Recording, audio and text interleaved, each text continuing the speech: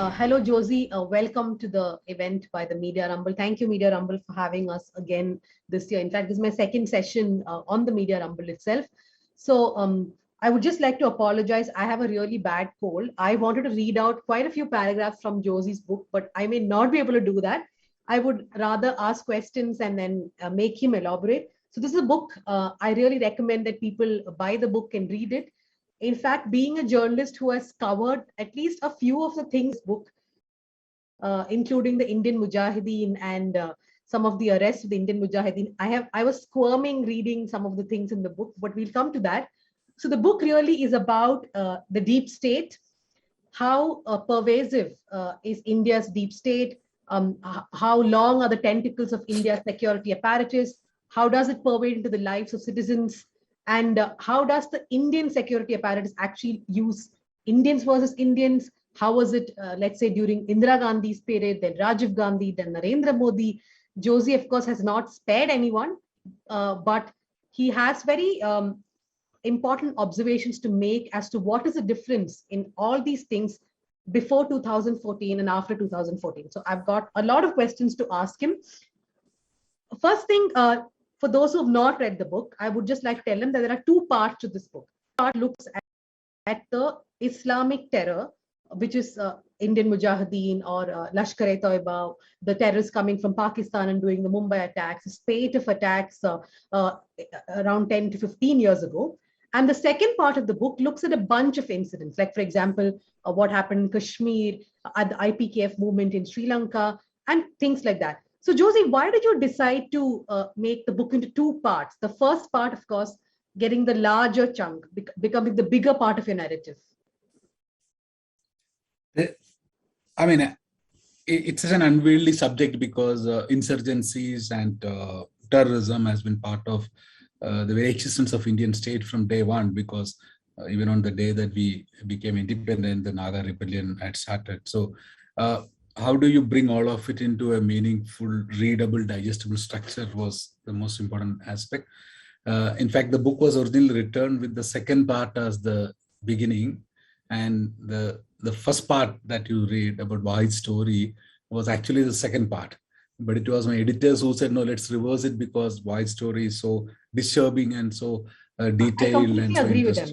I completely agree. so I agreed. I think I don't fight with my editors. So I said, yeah, whatever you decide. So it was just about how do you find, see, when you write, then as you know, when you write a book, especially non-fiction or even a novel, you're trying to make several arguments and several claims and several evidences through digestible, interesting, informative, and engaging narrative, right? So this is a structure that I could find out. Maybe tomorrow, maybe 6 months down the line, I may tell you, oh, shit, man, this is not really good. I could have read it better. So the book, again, for those who have not read the book actually, the first part of the book tells the story of a man called Wahid from Mumbai. I mean, by the time I finished reading the first part, I lost track of how many times Wahid was arrested and detained by various wings of the Mumbai police and other police systems, because they wanted him to be the accused. They wanted to implicate him in almost every terror attack which happened in the country in almost a decade. And finally, he does get implicated in the train bombings in Bombay, and he gets acquitted. So it is through Wahid. Josie tells us a story of how the system works, the deep state really works. I want to read out something from page 21, Josie, where you are saying, I mean, through the first part, you establish you're someone who's tracked the intelligence systems in India very closely, but you are saying that your research and reporting tells you that Indian security establishment has a very loose system of auditing, one without any critical supervision. And as a result, Indian agencies have fake information pouring in through their vast network, which has dramatically and adversely impacted India's war on terror. So reading this book, it really surprised me. Like, for example, there are so many instances which you have given where informants would give wrong information, people would act on wrong information, or when there was right information. For example, the whole Mumbai terror attack, when there were at least 6 intelligence inputs saying that the attacks are going to happen, nobody acted on it. But why is that things are not changing? Or do you believe that things have changed now, at least after the Bombay attacks? No, actually things have got worse. Okay. So Could you we explain? created National Investigation Agency NIA to deal with national terror threats, and we wanted it to be our premier agency. But today, if you look at NIA's performance and record, it's quite embarrassing. They're becoming in a decade that agency has managed to become of almost a laughing stock. I mean, except in the minds of the people who are in government today, NIA is a laughing stock. I mean, the way they're going about communally trying to save certain kind of terrorists and trying to implicate certain others, and kind of the absurd claims that they keep making, etc. So it has gotten worse. And the contamination of information, meaning all intelligence security agencies in the world, their performance is directly linked to the quality of the information that comes in, right? It's like you and me. I mean, there's not very much difference between media and security agencies. Information, the quality of the information decides the output of what we do, and the contamination that started decades ago continues, and today it has reached very alarming proportions, because today the contamination is not just from bad sources. Today it's also because of political reasons. So what was an apolitical activity of very incompetent people, of informants and bad information, has now been politicized too. So into the incompetence of information flow, we have added very bad politics. So now we are in complete mess. It's deep shit. So it's forget any. I mean, I think we should rename the war on terror something else, because we communalize the entire thing. To those listening in, Josie, how would you explain how bad is the security apparatus as when it comes to loose auditing? Because intelligence is something which is crucial to any security apparatus, right? So when you say India's system is loosely audited, can you explain to those listening in why you say that? So take an agency like CIA or MI6 or any of the intelligence agencies of the global mature democracies, and most even autocracies. When you have Mr. A as an informant supplying information X, it comes from the field, it goes to the agency, and there is a desk officer, analyst who are analyzing it. And it is filed there. They can identify who is Mr. A and what is the X information that they gave and how right was it. Now, if the agency finds, and there is regular and systematic audit of that information. If they find that Mr. A is planting wrong information, making money out of them, they will cut him off. In India, we don't have any strong audit of the information flow. So which means there is no outsider looking at it. There is no expert committee auditing the information flow, nor is it accountable to parliament. See, all said and done, if you look at the American failure in Iraq, meaning the CIA was fooled by the agencies, the fact is that the fact that CIA was fooled has been held accountable and audited at the Congress level. The congressional committees of the US government have audited it. After 9/11 attacks, if you see the 9/11 reports, investigation, it was done at a political level, and they scrutinized every piece of information. No officer, no idiot will have the courage to say that, oh, this information is very sensitive, it should not be shown to the politician, because ultimately we are a democracy. So there is no audit of the information and audit of the quality of sources. So we have created, and probably this is the one industry where maybe then you might want to start a vertical on your site, which will be completely dedicated to this industry, this recession-proof industry called informants. And it's flourishing. Yeah. So another thing that you also mentioned while speaking now, which is a continuous theme through the book, is how Indian intelligence and Indian security personnel create fake narratives. Now, whether it's communal, now throughout the Mumbai terror attacks and other terror attacks during the UPA time, you have elaborately explained how there was a lot of pressure to create fake narratives. Of course, there were a lot of Muslims who were involved in some of these terror attacks, but to incarcerate a larger number of people who had nothing to do with it, who were members of the SIMI and other organizations before those organizations became violent. So why do you think these fake narratives started in the Indian establishment and then it went on to a level? See, for example, Wahid's story. Wahid gets acquitted at one point. There are so many stories which we have heard where people get acquitted, though they were accused in cases. But like what happened in America after the Iraq war, we do not see anyone being taken to task here. Is that another problem? Yeah, there is no accountability. Your police forces and the intelligence to at least to a large section of the Indian population They are mere goons, thugs, right? So there is no account, and there are hundreds and thousands of Wahids out there who are not necessarily Muslims. Islamophobia is a big part of the problem.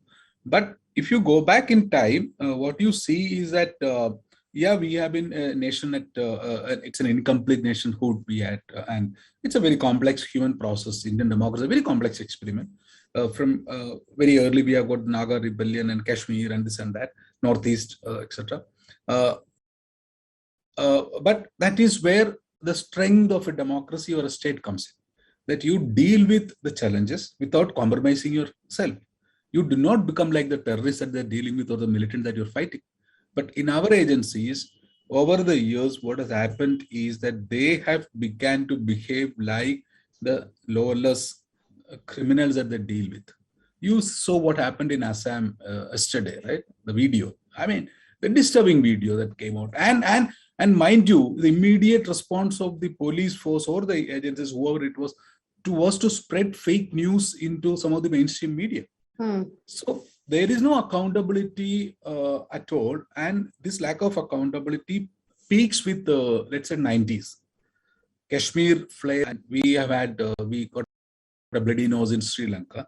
But instead of taking the right lessons from Sri Lanka or Kashmir, we are going into the end of the millennium in a state of confusion, and then you have the Kandahar hijack, and then you have the 9/11 attacks, and that's a turning point. And then they go berserk, and then Wahids of the world are all incarcerated, and then they have no account. Nobody's questioning. They just create narratives, and if you look at attacks like the Parliament attack or any of the major attacks, many of the attacks, you will find the footprints of some aspects of security agencies. So the question for a legitimate intelligent person then becomes, was some part of the state involved in the Parliament attack? Was some part of the Indian state agencies involved in orchestrating the so-called Hindutva terror organization? These are very serious, legitimate questions, which people, it's not me, people at various levels have over the years raised questions, and a lot of documents prove it, that there is reason to be investigated. But we never investigated them. We let, in fact, some of those people who should have actually been on trial for those acts have gone on to have very flourishing careers. So the first decade of this millennium, after the 9/11, once George Bush gave you the most simplistic, foolish dictum saying that either you're with us or with the enemy, you go and ban SIMI, and you have a police and intelligence which has very little of deep roots within the Muslim community. They just go around, goes berserk, and you look at all the charge sheets filed in SIMI cases, they all read the same. They're all because it's cut and paste from the other. So instead of targeting the right terrorists, they went after the wrong Muslims. Instead of arresting the right Islamic terrorists, they see. So in the decade before last, in the first decade after millennium, you have two terrorist groups bombing your cities, and India has never seen such a phenomenon. You got the Indian Mujahideen and the Hindutva terror group, which is bombing your cities. And what does our police and intelligence do? They are going and faking evidence against people like Wahid. They are creating fake narratives. They're questioning people like me who were reporting, saying that, look, there is something else happening. And they were silencing every critic.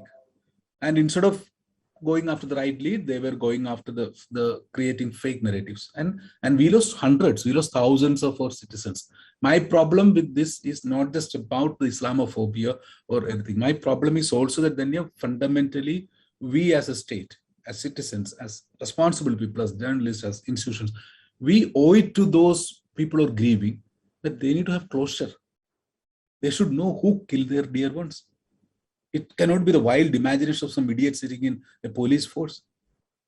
So from Godhra to everywhere, I'm saying there is no closure to the grieving families. So through the book, whether you talk about Godhra, you talk about Kashmir, Sri Lanka, Manipur, or even the terror attacks in the recent years, you have said that two major problems. One is loose auditing of India's intelligence systems, and second is the fake narratives created.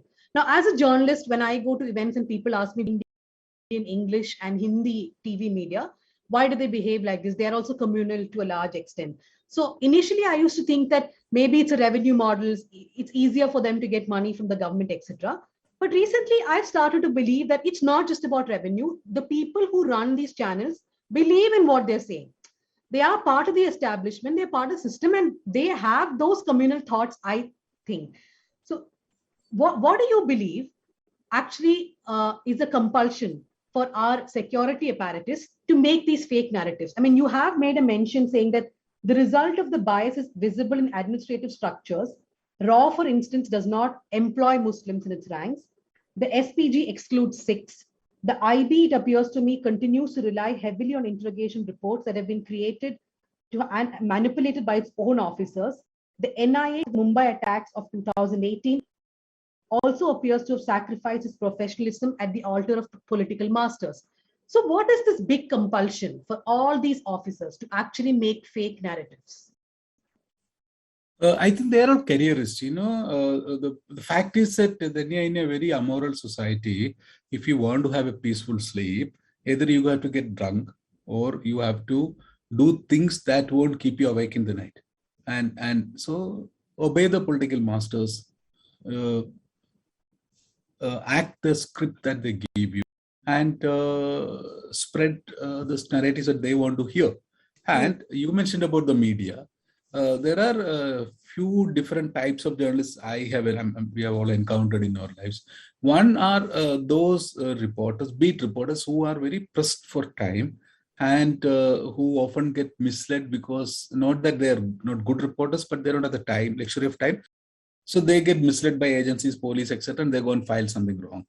But there's a second type, which is the more dangerous type, which are fairly senior people who have luxury of time and who have got more command within their organizations, who have famous bylines, and who are willing partners in creating these narratives. So they write better English, better adjectives, all that, and they very write in very colorful language about the terror script that they want the public to read. In the process, over the decades, these people, including sometimes maybe even I may be also part of that. I may have also unwittingly committed the same mistake, but we ultimately write against some innocent guy, right? Mm-hmm. And none of the Indian media has till date ever bothered to go back on its history and say, look, we screwed up. We made a mistake. We should have had a better auditing. Then there's a third kind, which is the one sitting on top of it, the editors and the owners.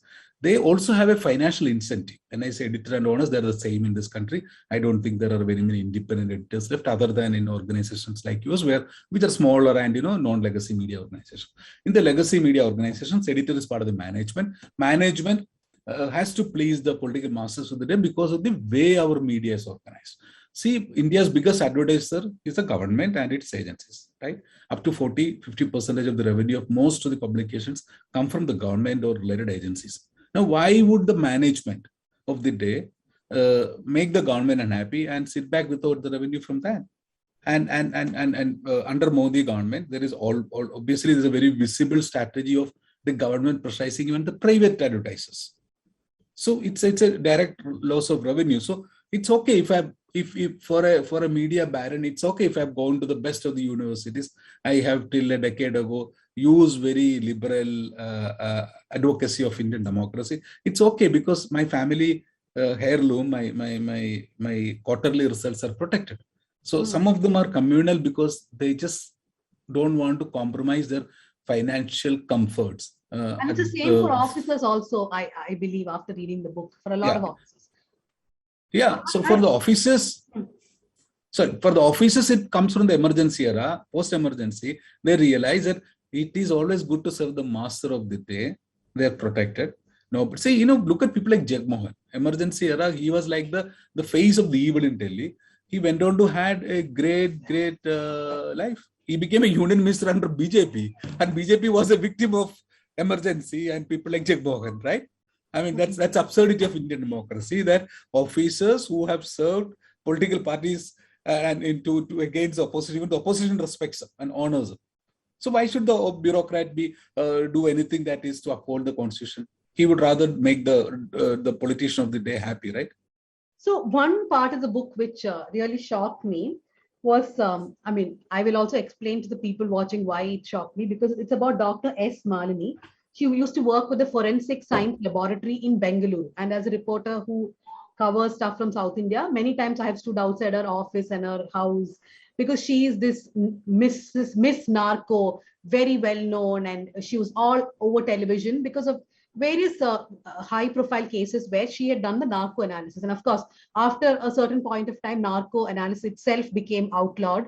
But there is a part in this book where you are talking about how there is an allegation that Dr. S. Malini does the narco test on Wahid, who is accused of being part of the Bombay train bombings. And then she basically asked him, so his allegation is that she asked him question like, what is the neighboring country of India? So he will say Pakistan.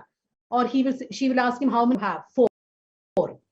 These are random questions, right? When the edited version comes, she will say, how many guests came to your house? 4. Which country did they come from? Pakistan. So this is how they try to implicate him.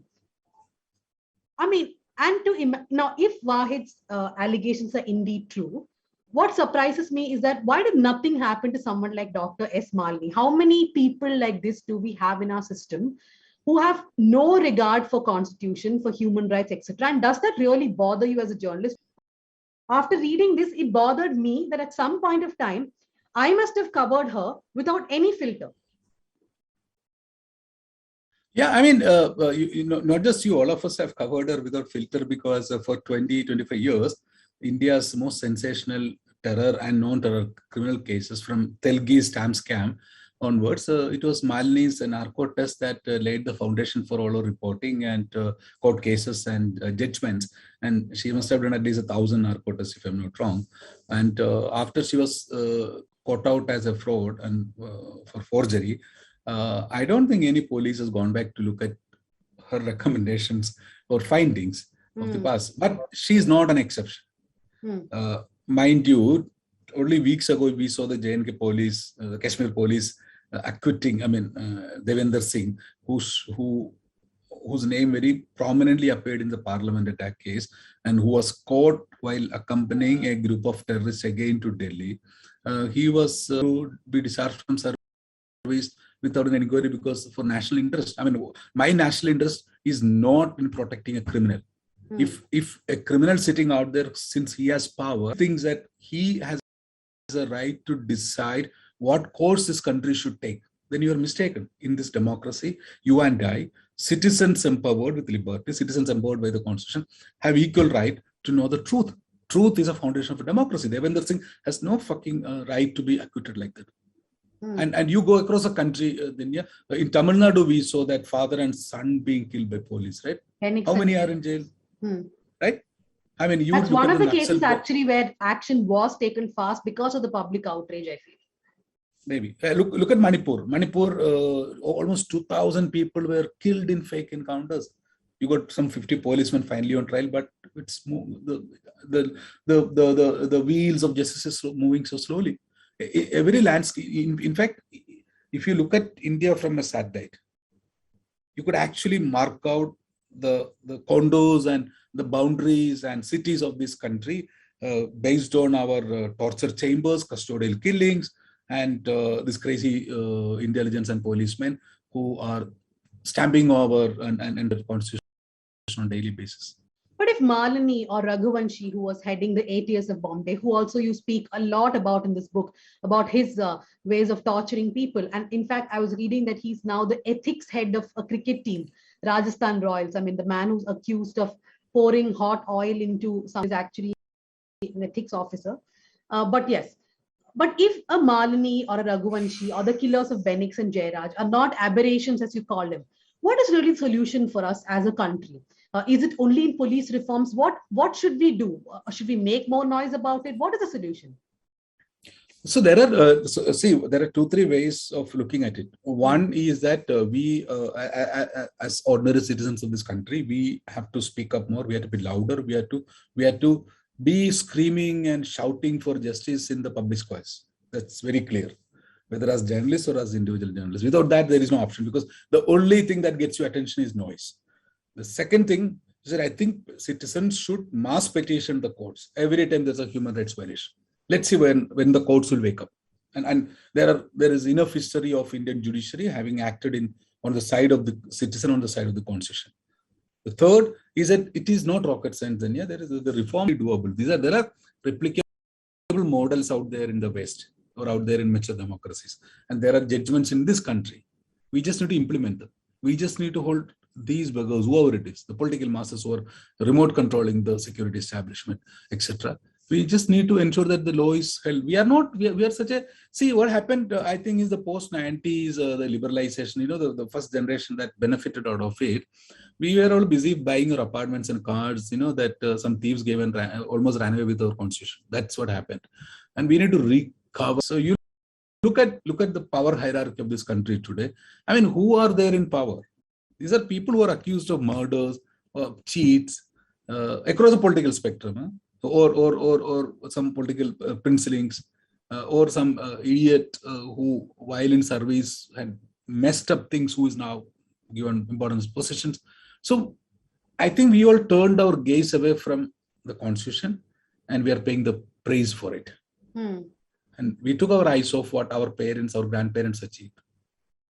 We took for granted what the Gandhian generation achieved, which was to create the world's largest, most complex democratic process ever, experiment ever. We thought it's there forever. No, and that's what my book is trying to argue.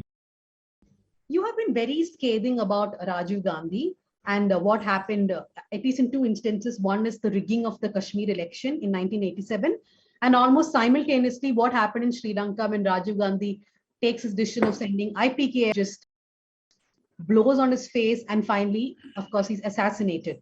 How crucial, you say that we turned our attention to the constitution, right? How crucial do you think that time period was? I mean, in India's decay, really, what happened in 1987-88 during Rajiv Gandhi's times, and why did you choose those two instances? We should go a bit backward into the 70s. Let's say, I don't know if there is a political family in the world, in the human history, which has nurtured terrorists who will end up killing their own family members. Meaning, both Indira Gandhi and Rajiv Gandhi were assassinated by terrorists that they nurtured. I'm sorry to say this, that's a fact of it. So Gandhi family has paid terrible price for their misplaced notions. LTT was created, armed and trained by Indira Gandhi. Let's be honest about it. Rajiv Gandhi and Kashmir and that LTT is what finally brings down, takes Rajiv Gandhi, assassinates Rajiv Gandhi. The Sikh terrorists were Bhindranwale was selected and created by the Congress, and he and his men finally ends up finishing off Indira Gandhi. Right? It's a very crazy story. I mean, I don't know any other family in the world which would have had to pay such dearly for their misplaced notions of power.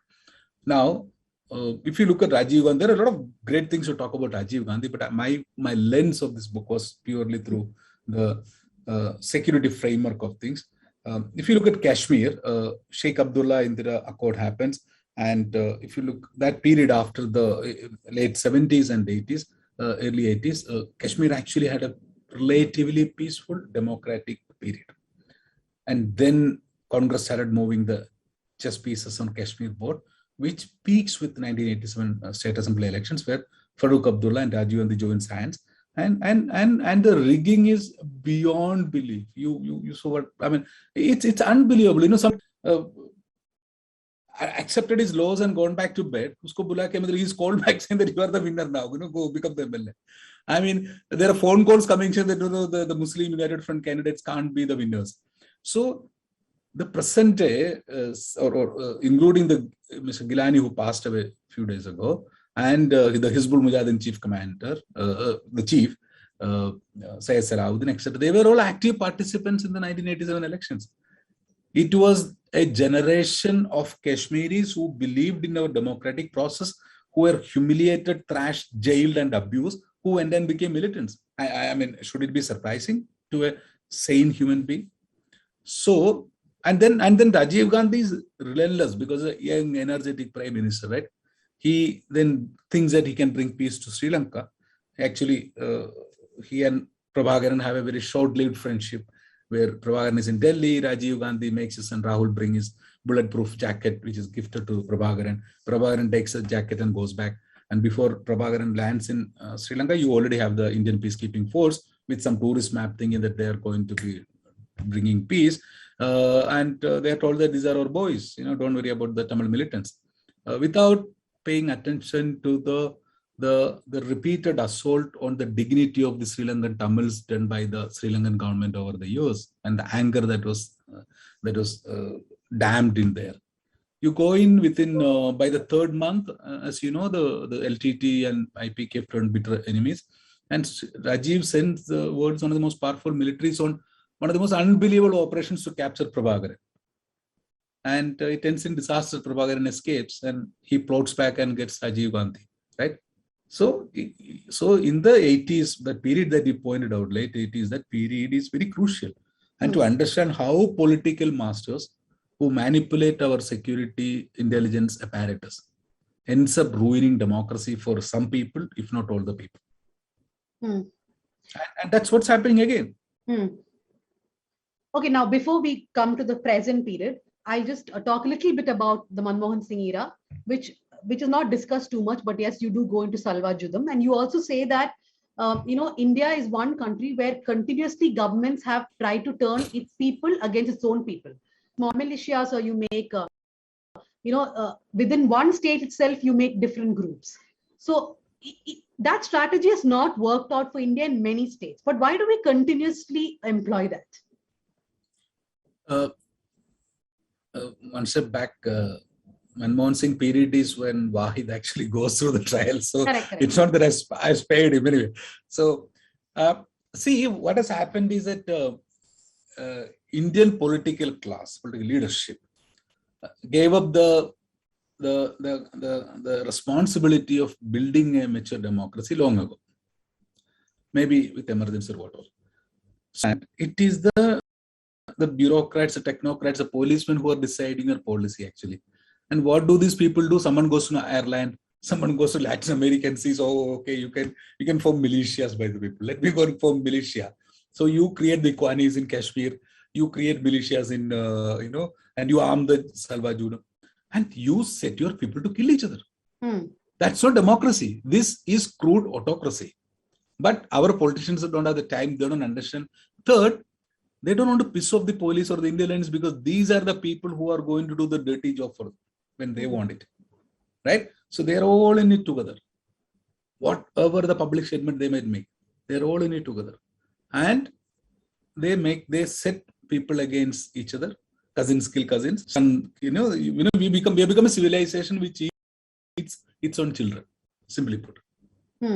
And you look at the ruin that has caused, that policy has caused across the landscape. So you also mentioned, okay, of course, I was talking about the second part of the book where you go more into Rajiv Gandhi, and the first part of the book is completely dedicated to Manmohan Singh and Narendra Modi regimes. You also say in between, there's a one line you sneaked in between. I have a doubt on that. You said 2011 to 2014, the CBI, ED, and other agencies. Why did you say that? No, I said that because statistically and factually, if you look at it, when the India Against Corruption begins, takes off, Supreme Court is actually very empowered. If you remember the judgments and the control and the court-monitored, supervised investigations, and CBI and ED were all doing the right job of investigating the masters in power, investigating the big crime, corruption, following the big cases where country has lost the most. Not like today. Today, income taxes after people like you and Abhinandan and everybody in the world. I don't know whether they're looking. They send notice every 2 weeks. So yeah, I mean that's what I mean. So because for them, you are assuming the time, not the four funds in Mauritius, which has propped up Adani to a certain level, and the same funds have played crucial role in subverting and collapse of some of India's biggest bank loan defaulters. No, that doesn't matter. The Indiya Rajendran and Abhinandan Sikri matters because you people talk the truth, speak truth to a government which believes in propaganda, which is uncomfortable and which doesn't mind lying, right? So they're serving the masters. They are not serving the democracy. They are also equal threats to Indian democracy because there is a very serious threat to Indian economy from some of these large funds. There are these corporations who have, over invoice electricity equipment. Those who have imported bad quality coal, which is burned to produce electricity, and because of which our pollution and electricity rates have gone up. None of it matters to these people. They don't have time. They have time for you and news laundries and of the world. So serving the political master of the day is what gives them peaceful night. That's what matters to them. And it's actually, sometimes when you look at it, it's very embarrassing, because some of our brightest people get through UPSC exam. You meet them, and I've been to the IRS Academy and other place. Very smart people here, very smart, very good, committed people. But the pressures of life, the ambitions of career, all of it makes them into mere goons and on hire. It's just that we pay the salary for them to harass us. That's the difference. Because the political master doesn't pay them the salary. Okay, now we'll go into the Narendra Modi period before, let's see if any questions come in. Now, in the book, you have spoken about the Gujarat riots, of course, the Godhra train burning before that, then the Gujarat riots, and you have sort of established that what Narendra Modi did in Gujarat, from Godhra to Gujarat riots and the Hareen Pandya killings, and the fake method, that the entire system has now been co-opted at a national level. Could you elaborate on that? See, in many ways, Narendra Modi is a product of the post 9/11 world, because Chief Minister of Gujarat a few weeks after, it's a month after, I think, 9/11 attacks. And he's a very clever politician. He understands the world has changed, and there happens, which is one of the most tragic things to have happened in India in a long time. About 60 people being burned to death in a train. I think it's very tragic. It's like the wagon tragedy, or maybe worse than that. He lands up in Godhra. Until then, the district collector, the police officers, even Vajpayee in Parliament, they would say that it looks like an accident. There is no indication there was a grand conspiracy. Whatever. He lands up in Godhra. Is terrorism. This is a conspiracy. This is a pre-planned attack. And from then on, he and everyone that he picks on is trying to prove that it was a conspiracy. Before that, he obviously orders the state district administration to hand over all the dead bodies to VHP leaders, who take it to Ahmedabad to instigate the riots, which in itself was illegal, because I don't think Indian laws allow you to hand over dead bodies to any Tom, Dick and Harry. And I don't know why nobody has ever questioned Mr. Modi for that order or that act. Now, who does he bring in to investigate Godhra? A chap called Rakesh Asthana, IPS officer, who has whose charge sheet in Godhra case has been shredded to pieces by the trial court. The key conspirator that he named, some chap Marji, has been acquitted by the court. The court has shredded that, and court has convicted some of them, but has shredded the charge sheet, saying that there is no grand conspiracy. There's a proof of it. Most of the key claims have collapsed. But that doesn't affect the life and career of the police officer, Rakesh Asthana, who goes on to have great post. And it turns out much later that his daughter's wedding was hosted by Sandesira family, who have ran away from India after taking out 15,000 crore rupees of bank loans. None of it matters. And Rakesh Asthana goes on to have a glorious career, and Modi government goes overboard to protect and promote him. And he is now the police chief of this city, Delhi. Now, then onwards, after that, you have a procession of fake encounters. And this is not what activists or you and I are claiming. This is what Gujarat police or CBI or judicial commissions, including Supreme Court appointed committees, have said over and again, that almost all of those major encounters are fake. But all those fake encounters had one common theme in running, which is that they were coming to assassinate Narendra Modi or some other important political leader of BJP or VHP, mostly Narendra Modi. And DG Vansara is a star through all of it. He wrote a confessional. This is the same story repeating now. You're saying the entire pattern is getting repeated now. Yeah, and it is not just in Bhima Koregaon. In Bhima Koregaon, again, they've created a narrative of urban Naxals or whatever shit they want to call it, of having a group of some of our finest citizens, some of the people who have given up their lives for this country, they've all been bracketed into a terror group who are trying to assassinate who? Narendra Modi, right?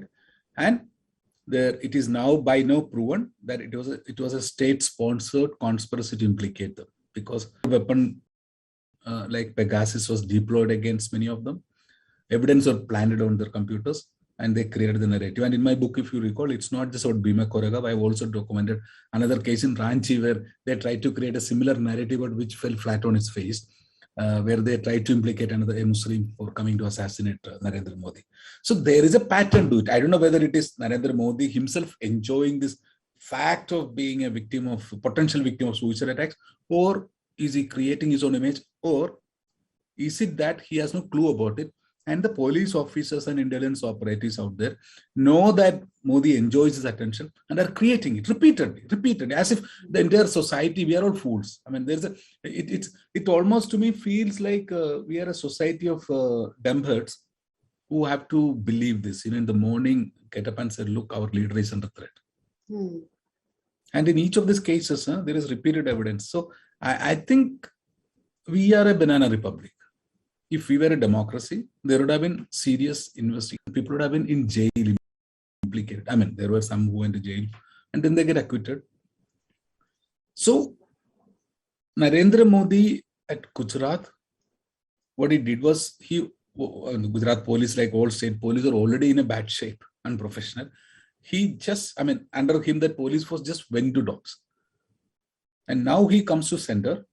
And you look at the way the Modi regime has been exploiting, misusing the CBI, the Enforcement Directorate, the income tax, and every other arm of the state. There is an intelligence report saying that, the NGOs in this country are causing some 2% loss of GDP.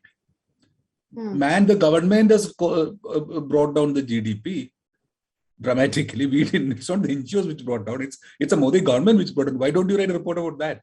So we got this puppets out there, and we are in this Dala land where all kinds of reports have been created. And as I said, the overstressed income tax department, which is struggling to find revenues for the country in an economy that is collapsing, is spending hours sending notice to the News Minute and News Laundries of the world.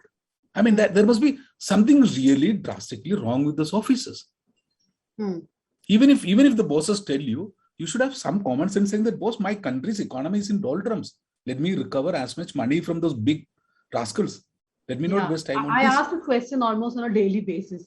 So there are a couple of questions coming. 2 questions I'm very partial to because I want to ask them myself. Therefore, I will read out those first.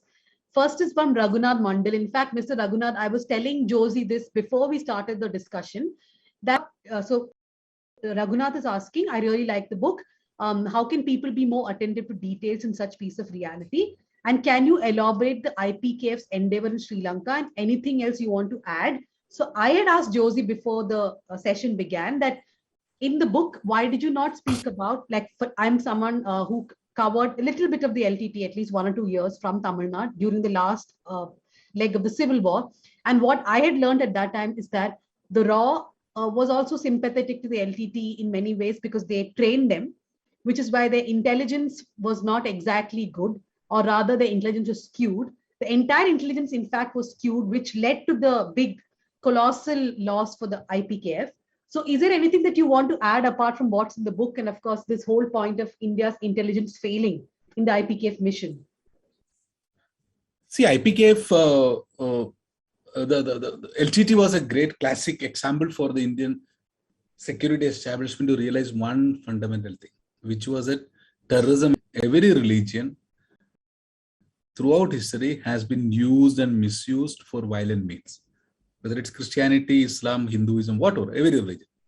So we should have drawn those fundamental lessons. Number 2, we should have drawn the equally important lesson that whether it's an RNAW or IB, if you let them loose, they will create monsters for you.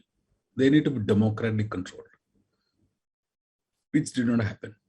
The third was that, and which went today and forever in human history or in our future, is that people, all kinds of people, literate, illiterate, whatever, they all have a sense of dignity. Do not breach their dignity repeatedly. And that's what the present government is doing. They will react. They will react in violent, unimaginable fashions. That's what history has taught us. That's what the future holds. Do not think that you can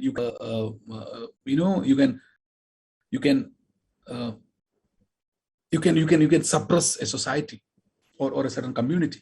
Muslims, whoever you want to call it, Dalits, whatever you want to call it, the Christians or Hindus, whatever. Do not do it. You might gain some votes for the immediate, but you are creating a future that is disastrous for our children. So IPKF LTT, there's a lot of lessons to be drawn. None of it was drawn, and we are paying for it even today. Basically, India did not understand the local sentiments, the sentiments which Tamils in India had towards the LTT, and many other things went wrong. Now I'll go to Ayush Yadav's question again, a question I wanted to ask. So he's saying, in your book, you talked about the phenomenon of terror emanating from Hindu nationalism and how our intelligence agencies get cold feet in investigating them. How does this compare to America, where in recent times the rise of white nationalism with the rise of Trump has actually set off the opposite response in their security establishment? So that is his question. My question is a bit different. My question is, in your book, you have written about how even before 2014, when the UPA was in power also, there were many indications during terror attacks that there were connections to Hindu groups, especially emanating from Indore, etc. But the agencies did not want to investigate, though it was not the BJP in power at the union at that time. So his question is, of course, in comparison to America. Mine is, why do they continuously develop cold feet no matter who's in power? So to Ayush's question, all democracies will do that. If there's a threat to see, it's very easy to distinguish between threat and non-threat, right? Between right and wrong. So if in a democracy, when you know something is a threat, you take action against it. That's what the FBI and others have done in the US. I mean, they went after the white supremacists in a very aggressive fashion. And that's what everybody should do. Every agency should do. And we did not do it because the second part of the question, which you said, which is that irrespective of who is in power, these agencies have largely become anti-Muslim, Islamophobic because of 30 years of Kashmir engagement, because of the lack of enough Muslims in the ranks, and because of maybe political reason, but also because probably that what we saw as the most organized Hindutva terror organization, the Bharat, the Colonel Purohit and what are the gang, probably it was a state creation. There is enough in it. It should have been investigated. Nobody bothered to find out who created the Abhinav Bharat. Where did they get RDX from? RDX did not go from army, or at least definitely not from army. Colonel Purohit did not get RDX from the army. So I am saying that there is much more sinister side to the Indian security establishment than we are willing to acknowledge. There is a question from Nandan Latwal. He's asking, what you said, a lot of brilliant, bright people join the services. He's saying he wonders how and where they lose their spine. I don't know. I wish I had the answer, but I think, as you grow in your 20s and in your 30s, so most of the young officers that you meet in service, they're very idealistic and very people. But as they move into their 30s and 40s, the family pressures, the demands for children, the ambitions of having good vacations, a lot of things play into it, and they lose the plot. Also, mind you, in government, careerism is a 40-year-old run, right? Your career is over 30-40 years. You have to be on the right side of the powers that be for 3-4 decades. Then only you can reach the top. It's not like you and me. I've changed 6 jobs, 7 jobs, I think 8 jobs maybe. You do speak of your friend who used to get negative remarks from the army because he would not stand by false encounters. Yeah, Brigadier Pramod, he passed away because of cancer. He was asked to stage an encounter, which he refused to do. And from that day, he kept in negative remarks from the brigadier who ordered the fake encounter after Chitti Singhpura. I'm talking about a matter of few months. My friend first refuses to do a fake encounter. Few months later, Chitti Singhpura massacre happens. A few days later, they stage that shameful fake encounter of some poor villagers saying that they were the terrorists behind Chitti Singhpura. They are proved innocent later. the brigadier and others are still, I think, out there in, I don't think they're in jail or anything. But my friend paid with his career. And a lot of officers who have refused to be bloodthirsty have paid with their careers. So to just answer Mr. Nandan's question, it's not just about losing your spine. Basically, the system rewards people who go with the flow, who are ready to create fake narratives, etc. So we are going to wrap the session up now with one final question. I'm going to read out one line, two lines said, many political movements around the world mainstream themselves by shedding their violent fringes. But the BJP and its larger ecosystem have failed to do that. In fact, under Modi, the party has actively encouraged such elements, most visibly in its nomination of Pragya Singh Thakur to the Bhopal Lok Sabha constituency. The reticence of the BJP to fully commit itself to peaceful democratic means and to shedding or disciplining its fringe elements will cost both the party and Indian democracy dearly. What is your thoughts about the immediate future of this country? And with that, we'll wrap. No, I think we are in a very serious critical juncture, which India has never seen, maybe never after 1970s, after the Indian emergency. We could very well slip into a majoritarian state with the strife, huge strife, chaos, a chaotic majoritarian state. We won't be peaceful. That's a very high likelihood, because I don't think the present era of politics is going to end in a very, or give way to a new one in a peaceful manner. And in that transition phase, we will have a lot of violence. So we are going to witness a lot of violence and bloodshed. There is very likelihood, there is a good chance that we might lose democracy. But I hope the spineless intelligence and the police officers and the income tax officers of the country will all stand up and realize that if not for themselves, at least for their children, they need to stand up on the right side of law. And that's only hope we can have. Well, that's kind of ominous, but let's not lose hope. Thank you very much, Josie, and do buy the book and read it.